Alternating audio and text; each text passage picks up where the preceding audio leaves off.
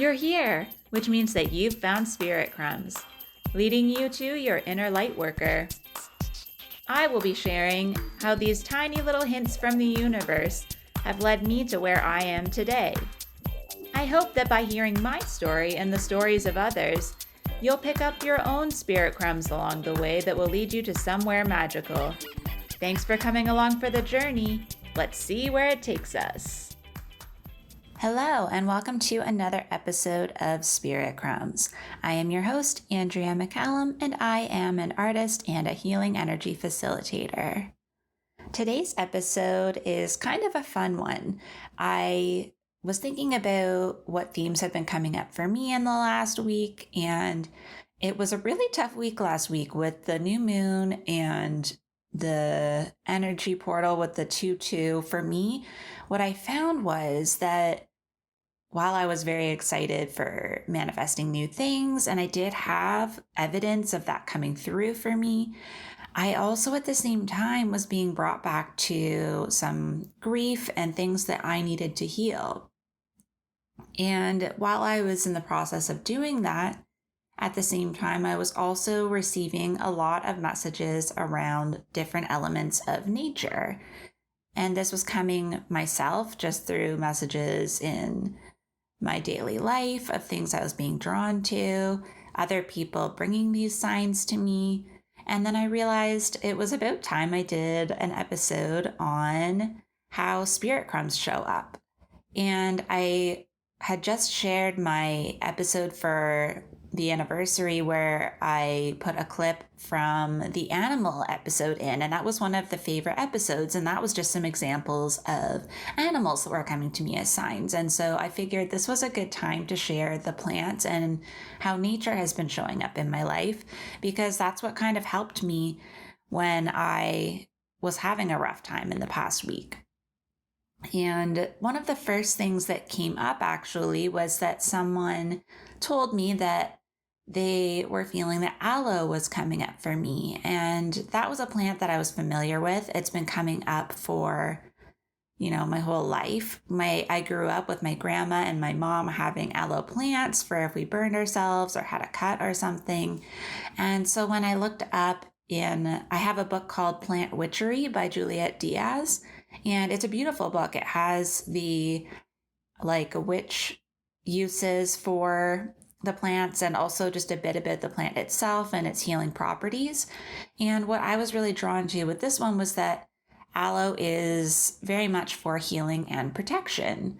And I kind of sat with that myself as well and was just thinking of what messages might come to me if I were to just sit with the energy of the plant.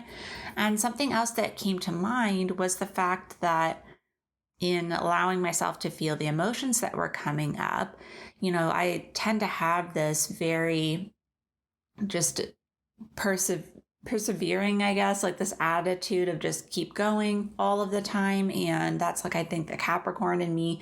But I realized with the aloe, the exterior has those little jagged pieces and it makes you feel like it's it's almost like a succulent, right? I think it is a succulent. And so it is very tough on the exterior, and that protects that inner liquid, that healing liquid. And I realized when you want to heal yourself and you want to use the plant, you have to break a piece off, right? You have to open up that tough exterior and get to that flowing liquid inside to heal yourself. And I think that's really evident when you think about healing. You have to break something in order to put it back together, right? And I think that happens a lot when we are broken open, when something creates a wound in us. We have to let that flow. We have to let that move through us and then allow it to heal over. If we try to Band-Aid it and do other temporary fixes, it still will maybe open up again. So I think that is just something that was really timely. It came up a couple of weeks ago, but it came up again in the past week. And I just felt like that really suited what was going on for me. And then at the same time, I was just getting messages in general to go outside. And I also wanted to point out that sometimes I don't look up the meanings of signs. I just take them as what they are in that moment. We don't always have to like research, even though that's my nature. Sometimes it's just knowing that you're being supported in that moment. And I decided, it's been snowing a lot here. I live in Ontario, Canada, and the snow when I went for a walk the other day was like almost up to my waist on people's lawns. And I was like, wow, this is a lot of snow. And I hadn't been out because it had been snowing so much. And there's this one path that I take sometimes. I walk in my neighborhood and like extended neighborhood. And there's this tiny little parkette that I like to go to, and it's a little bit out of the way. And I wasn't going to go because it was really cold. And I just decided, you know what? It's a sunny day. I'm just going to go. And on my walk there's this there's two trees together. These two big like spruce trees, and they are so big that like the boughs of them go over the sidewalk, and you're basically walking under two trees. And I looked down and saw that there were all these tiny pieces of like branches that had come off, I guess because it was also windy. And if you listen to my decluttering episode, which I also featured, of course, in my 1-year anniversary episode, I talk about how I don't like to take things from nature. Like if I go for a walk in the woods, I don't take anything with me unless it's accidental or, something that is like truly calling to me. But usually I like to leave nature with nature. But the sidewalk, I realize, is kind of like a whole other thing because it's just going to get swept up usually, or like cleaned up and put into yard waste, if anything. And so there were these tiny little pieces and tiny little pine cones, and I picked them up and just put them in my bag. Then when I walked a little bit further, there were also some pieces of cedar, and I picked those up as well. And I know there are very specific uses for these plants that I will look up, but in that moment, it was just this knowing that I was connected to nature, and it felt like something that I could bring back with me as a reminder. So those days that I don't necessarily feel like going for a walk, or I can't go for a walk, at least I still feel connected to them. And I think that just really felt good to me. And so I put them in a dish that I've had sitting around and haven't had a use for a while. I kind of gathered these little things I've been collecting. And at the same time that I was doing that, I had been walking around that morning, and I have a plant that I've had for, I guess, almost 2 years now, a lipstick vine, and it flowers very rarely, but when it does, there are these like red flowers, and I'm not a lover of the color red. I didn't even know it flowered, to be honest, when I got the plant. And I was like, you know what? I had just been thinking, it was the day that I had just been thinking about how everything was coming in. And then I kind of had a derailment when I wasn't feeling so great. And that day I found a flower just on the floor. And so I looked up to see in my plant witchery book if there's a meaning for that, because I was like, what are the odds that a lipstick vine is like in here? And sure enough, it was. And the meanings for it are creativity and abundance. And if you've been listening to this podcast for the last like 4 months, that's a lot of what I've been talking about, right? I did the Artist's Way series. And lately I've been really asking for signs that I'm going to have some sort of creative inspiration, because I have the energy, like I can feel that there's energy that wants to come out creatively, but I just haven't figured out the right outlet. So that was a sign to me that I am on the right track, that there is something coming. There's something big that is on its way. And that was just really comforting to me, because I haven't ever really thought about the meaning of the plants that I have. And then that got me thinking. I talk all the time about how books I'm just drawn to in the store, and I have no idea why. I pick them up, and then at some point they become really pivotal in some sort of a mindset change or putting me on a new direction. And so I was like, you know what? I've picked all of my plants very intuitively. I've never really looked up anything about them. And I've had plants that died that didn't do well here. And I was like, but the plants that I have now I've had for quite a while. And I was like, you know what? I wonder if there's anything that would come up if I just look up the meanings of them. So in addition to the lipstick plant, I have 3 heartleaf philodendrons, and they're my favorite. I just love them. I love that there's like this pinky color when the leaves are first growing, and then it's this beautiful deep green. And I was like, what do these plants mean? And lo and behold, abundance is one of the meanings for them. And I was like, okay, this is actually making sense. I think health is also a meaning for them as well. Again, I only hold on to what makes sense to me in the moment when I'm looking these things up. And then I have a few different varieties of pothos, and they are all about like perseverance and pursuing your dreams. And again, that's what I'm doing. I've been persevering through a lot of things and still trusting that I'm on the right path. So that was just super reassuring to me. I even have this philodendron, and I don't know the like technical scientific name for it, but it is called a jungle boogie. And I think I literally only got it because it has that name and it made me laugh. And I actually just got it on Facebook Marketplace. Somebody was selling it.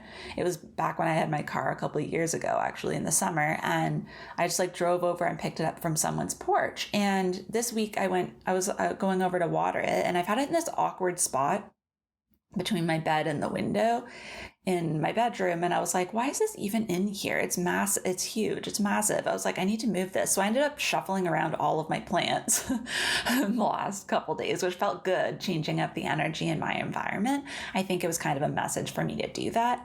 But I also had noticed when I went over that it has a different, so the leaves, again, it's a type of philodendron actually. And the leaves start out pink before they're fully grown. And there was this bulb sort of shape, like it's not the same shape as when the leaves are coming in. And I was like, what is this? And I looked it up. Apparently it flowers too. And so it's the middle of winter and I have this new growth. And this was a plant that I was sure was dead. It did not grow at all for the first almost year that I had it. It looked exactly the same. I kept watering it and I was like, is this a plastic plant that I got from someone? Like, is this even real? And then last year at around Mother's Day, in Taurus season, which was my grandmother's birthday, I had been asking for her help with my plants because she was like a green thumb. She had plants all over. And it just started growing shortly after that. It was within a week or two of that I started seeing new leaves growing. So it's just, the idea that nature can be whatever you make it. And my connection with nature is that I like to have it around me all the time. And so whether this is little bits that I picked up from nature and brought inside, or plants that I have that are actively growing, I feel like there's like a connection there. And then when I was having a reading from someone, they brought through a message that was just a flower. She described it to me saying it's a yellow flower. It has a cup in it. I showed her a picture of a daffodil and she was like, yep, that's it. And again, I was like, I wonder if this is in the plant witchery book. So I was like, okay, I'm going to look it up. And then it was about rebirth, which again, I have been talking about nonstop for the last year, if not longer. So it was just this really powerful week, I guess, or 2 weeks of everything coming back to nature. I was even getting all of these messages to ground and spend time in nature on Friday. So I really feel like all of us can do that. Like whatever you're drawn to, like I picked these plants intuitively and they all have similar messages and things that are supportive of what I've been doing over the last year. And I'm sure that energy contributes to it. I talk a lot about making your environment supportive of you. And I also did some tidying and cleaning and organizing in the last few days, and I felt motivated for that. So there is something to be said about your environment. Something else that came up in that same reading with the daffodil was a fairy. And I've been told by a few different people, including Amber of Malibu Medium in an Akashic record reading, that one of my guides is a fairy and that I've had elemental past lives. I can't count the number of times I've looked up from my computer or wherever I'm sitting when I've been really focused on work for too long and seen what looks like after a bird jumps off of a branch and like a plant just like moving when the windows are closed. It's like the middle of the night. And so that was just confirmation to me that when she was saying there like was a fairy showing up, that it was a message that they're around. And then the fairy also asked for me to get it like little furniture. And if anybody knows me in art, I love making like scale models and stuff and tiny things, anything small, I just adore. So that's something I'm going to get to put in my environment and like make that supportive of the spirit team that I have and having a constant reminder. So I know this is a shorter episode, but I just thought I would bring that up, thinking anybody that's kind of wondering how they can get more messages, just if you're called to the same animal or the same plant, or you feel really healing energy around a certain tree, and you can sit with it, like I said, and just see what it means to you, kind of like what I did with the aloe. Or you can look it up and just see if anything resonates with you from a book or online. Again, if I go online, I usually go on a few different sites until I find something that seems reliable. I have a couple sites for, plants and numbers and all the different signs that I get that I trust more than others. But sometimes it's just that odd person writing a blog post that happens to nail exactly what you're feeling. So I would encourage you to just kind of look at nature in your life, whether it's actually outside what you've been seeing or what you've chosen to bring into your home, and really just take in all of the different meanings and the energy that you feel with them, and realize that you're more supported and connected than you maybe think on a day-to-day basis. I've been living with these plants for quite a while before I even thought to look them up. I just knew intuitively that these were the ones I wanted to have around me. So thank you for listening. I will be posting probably some new offerings that will be coming up in the spring. I will also be part of an online psychic expo in March, and I'll have more details on that coming up. There is a link in my bio to sign up for a newsletter, and I think I have a tentative title for a workshop that I'll be doing around following through on your intuition and healing the throat chakra, trying different ways of finding your truth and expressing it. So you can always click there and be added to the list to find out when those things come up. I will talk about them on here, but if you're not already following me on Instagram at Concrete and Crystals, that's where most of my updates happen. And I hope you have a good rest of your day. Thank you so much for joining me on another episode of Spirit Crumbs. You can find me on Instagram for this podcast at Spirit Crumbs, or you can also find me at Concrete and Crystals for my own spiritual offerings and more tidbits about my own journey. Thank you for listening, and we'll see you in the next episode.